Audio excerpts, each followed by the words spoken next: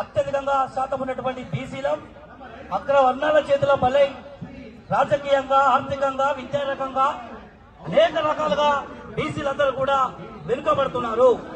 అడిగినట్టు బదనాలు చేసుకుంటా, ఇవాళ కేసులు పాలు చేసుకుంటా, ఉద్యమకారులను అణచివేసే క్రమంలో అక్కడ వర్ణాలు కొంతమంది కంకణం కట్టుకున్నారని చెప్పి ఈ సందర్భంగా తెలియజేస్తా ఉన్నాం.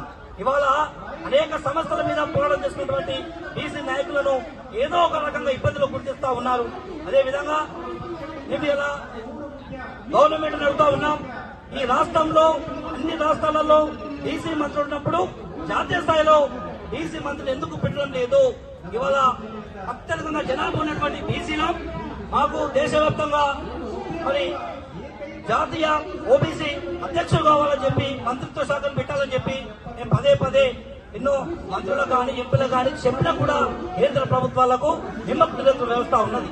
అదే విధంగా రాహుల్ గాంధీ గారికి మా తెలంగాణ బీసీ సంఘం తరఫున ధన్యవాదాలు తెలియజేసుకుంటున్నాం. మొన్న కూడా పార్లమెంట్ లో బీసీల కోసం స్పష్టంగా ఉండి బీసీల వైపు మాట్లాడింది.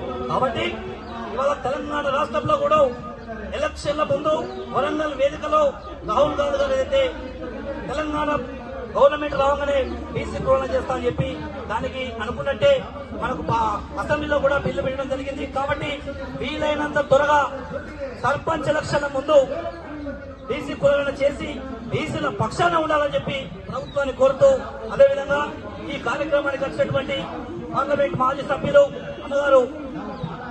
అన్నగారు మాట్లాడే ముందు మన ఓబీసీ జాతీయ స్టూడెంట్ అధ్యక్షుడు అన్న కిరణ్ గారిని 2 నిమిషాలు మాట్లాడాల్సిందిగా కోరుతా ఉన్నా.